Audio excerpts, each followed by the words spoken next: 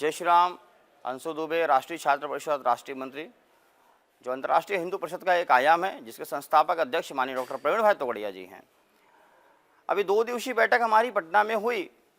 पटना के अंदर हमारी बैठक इसलिए हुई, और खासकर जो छात्रों का विषय है, क्योंकि दुनिया भर के अंदर, देश भर के अंदर अनेकों संगठन हैं जो राष्ट्रवादी विचारधाराओं के साथ काम कर रहे हैं, लेकिन राष्ट्रीय छात्र परिषद पूरे देश भर में एकमात्र ऐसा संगठन है जिसके सदस्य हिंदू होना अनिवार्य होगा। यानी इसके अंदर गैर हिंदू कोई सदस्य हमारा नहीं बन सकता। ये राष्ट्रीय छात्र परिषद का स्पष्ट विजन है। जिस प्रकार से हमने देखा कि चाणक्य जो पाटलिपुत्र की ही धरती से थे, वो गुरुकुल तक्षशिला में उनका था, और चंद्रगुप्त मौर्य इसी पाटलिपुत्र की धरती से थे। चाणक्य ने चंद्रगुप्त मौर्य को तैयार किया, और चंद्रगुप्त मौर्य तैयार होने के बाद जिस प्रकार से हमने देखा सिकंदर का सामना किया, और यहाँ के आताताई का सामना करके और पूरे सम्राट का शासक बन गया, पूरे मौर्य वंश की स्थापना उन्होंने कर दी। तो उसी प्रकार से प्रवीण भाई तोगड़िया के नेतृत्व में 2 दिवसीय बैठक के अंदर हम छात्रों को चाणक्य जी जैसा नेतृत्व मिला है, और आने वाले समय में राष्ट्रीय छात्र परिषद इन्हीं सारे विषयों को लेकर के जाएगा। छात्रों के बीच में हमारी प्रमुख मांगे होंगी कि जिस प्रकार से हम देख रहे हैं कि सरकार के पास नौकरियां तो खाली पड़ी हैं, सीटें तो खाली पड़ी हैं, लेकिन सरकार उन नौकरियों को भर नहीं रही है। एग्जाम्स की सीटें खाली रह जा रही हैं। देश के अन्य स्तरों पे हम देख रहे हैं कि पेपर लीक होने की घटना अब सामान्य सी बात हो गई है। कोई भी बालक अगर महाराष्ट्र से आता है बिहार में परीक्षा देने के लिए, अगर वो 1600 किलोमीटर की दूरी तय करके आता है, और जब एग्ज़ाम देता है तो उसे मालूम पड़ता है कि मेरी परीक्षाएं रद्द हो गई हैं, और 20 ट्रेन में उसे आघात पहुंचता है।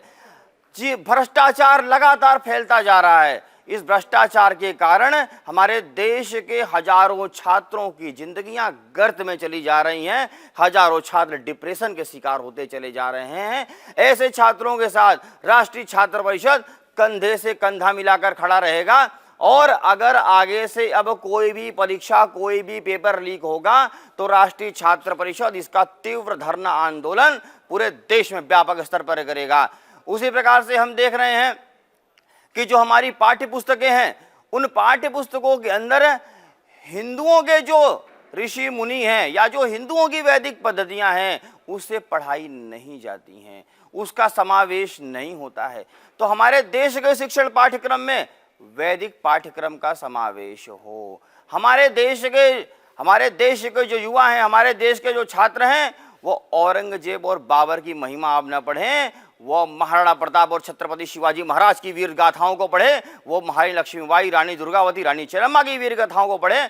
और इन्हीं वीर गाथाओं को जब वो आगे पढ़ेंगे, खास करके हमारी युवतियां जब रानी लक्ष्मीबाई, रानी चेन्नम्मा, रानी दुर्गावती, रानी कर्णावती की वीर गाथाओं को पढ़ेंगी, तब उन्हें मालूम पड़ेगा, तब उनके अंदर का पौरुष जागेगा, और तब वो आने वाले जितने भी लव जिहादी होंगे, उनके छाती पर चढ़ करके उनकी गर्दन काटने का काम हमारी देश की युवतियां करेंगी।